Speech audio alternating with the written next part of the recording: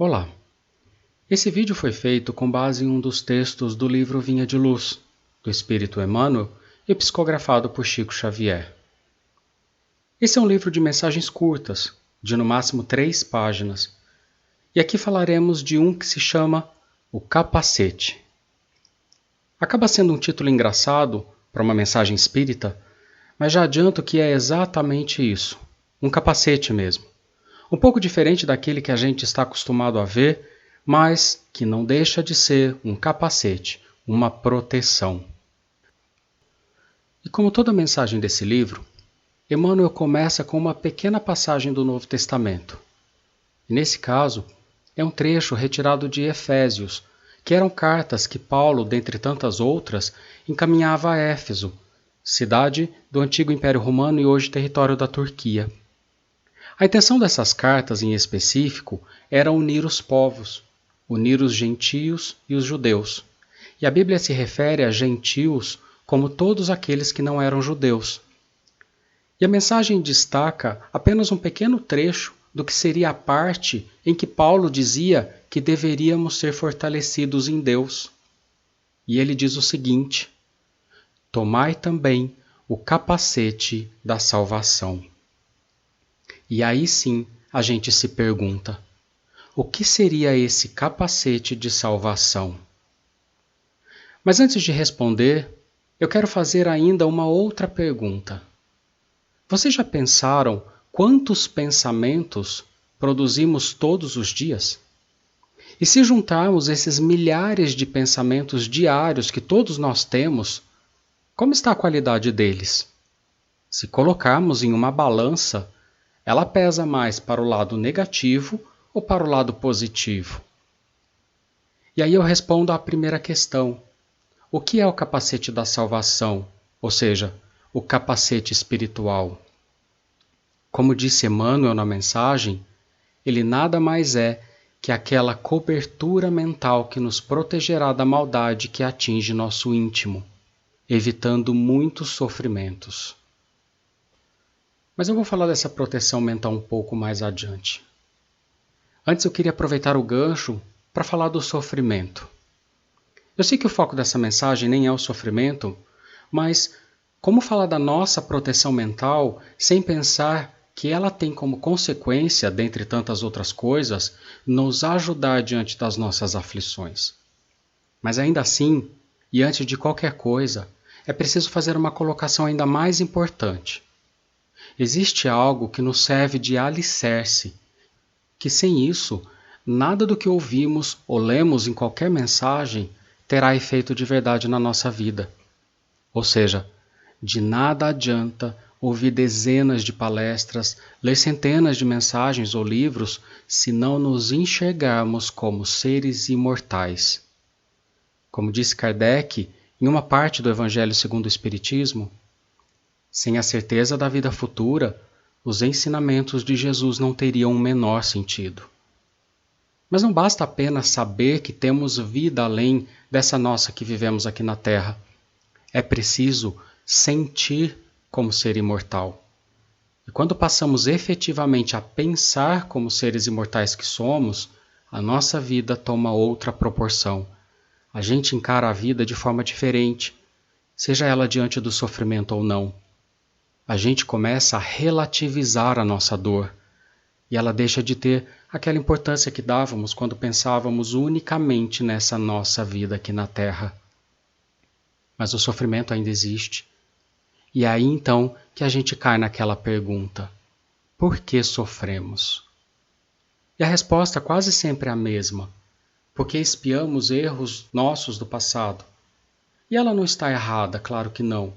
Muitos sofrimentos são sim pagamentos de erros nossos cometidos no passado. Mas a gente não pode tomar como todo e qualquer sofrimento tendo essa como a única causa.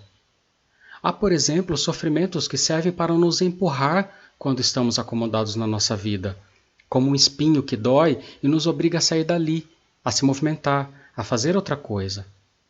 Há aqueles que servem para nos impedir de continuar errando. aqueles outros sofrimentos que simplesmente servem para nos fortalecer e conseguirmos enfrentar um obstáculo maior mais adiante. São tantos que a gente não pode afirmar que todo e qualquer sofrimento é uma expiação nossa. Há uma infinidade deles. Tem um livro que se chama As Vidas de Chico, do Marcel Sotomayor, que até deu origem ao filme Chico Xavier, que tem alguns exemplos tirados da vivência do próprio Chico com as pessoas que o procuravam em busca de ajuda.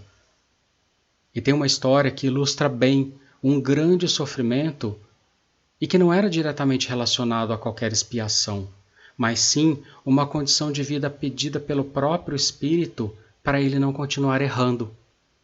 E é a história de um menino de 5 anos, cego, surdo, mudo, sem os braços e sem as pernas. E tudo isso para impedi-lo de se suicidar, porque ele já havia se suicidado nas 10 últimas encarnações. Ou seja, são tantas as causas dos nossos sofrimentos, mas de uma forma ou de outra, uma coisa é certa: sofrimento, seja ele qual for, nos serve como degrau para nossa evolução espiritual.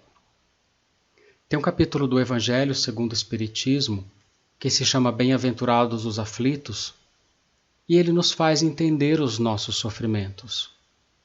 Não só o porquê de eles existirem, mas como devemos passar por eles, e que teremos nossa recompensa se passarmos de maneira resignada.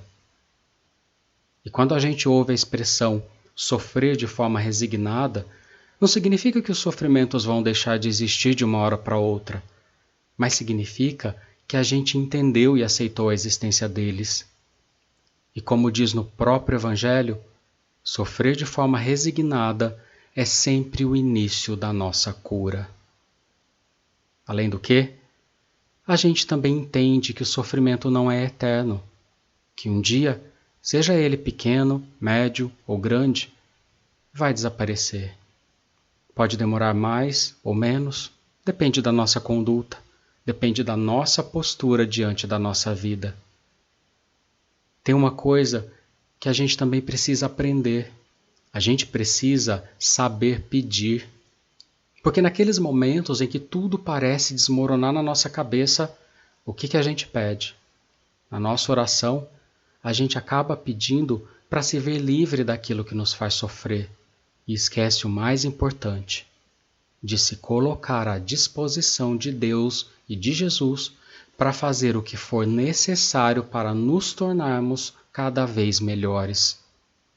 E saber que essa é a chave para nos vermos livres das aflições. Que se agirmos dentro dos ensinamentos deixados por Jesus, as portas se abrirão. Tem um outro capítulo do Evangelho segundo o Espiritismo que se chama Busquem e vocês encontrarão, explicando um trecho que está em Mateus, que é uma parte em que ele diz que basta pedirmos que encontraremos amparo em Cristo.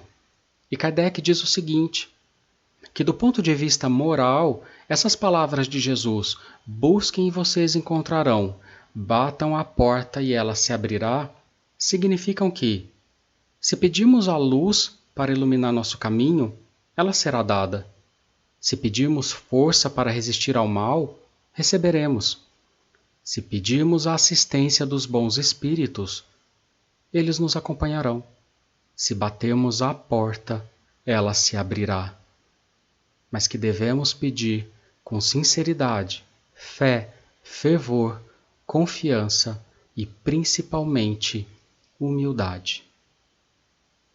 Por isso que na mensagem Emmanuel diz que o nosso capacete espiritual, aquele que nos protegerá das forças contrárias ao bem, deve ser construído com atitudes cristãs, confiança, otimismo sincero e com a fé pura. E aí eu pergunto novamente, como é que estamos nos nossos pensamentos? Estamos construindo essa proteção mental, esse capacete? Estamos dando os primeiros passos para nos ligarmos ao que realmente importa como seres imortais que somos? Construir essa proteção mental, ou seja, manter a nossa vibração elevada em todos os momentos da nossa vida não é algo fácil, mas que precisa ser feito. E um ótimo exemplo de como podemos fazer isso é tentando nos livrar daquele vício que temos em nos ligar com pensamentos negativos, com pensamentos ruins. Sempre que vier aquele pensamento negativo, aquele sentimento ruim, mude, vire a chave e se conecte de verdade com Deus. Todos nós sabemos que não é algo fácil. Mais difícil ainda naqueles momentos em que estamos tão fragilizados. Mas é preciso mudar, e todos nós aqui temos a vontade de mudar e de se melhorar. Mas precisamos também ter a consciência de que não vamos conseguir mudar todos os nossos pensamentos de uma hora para outra.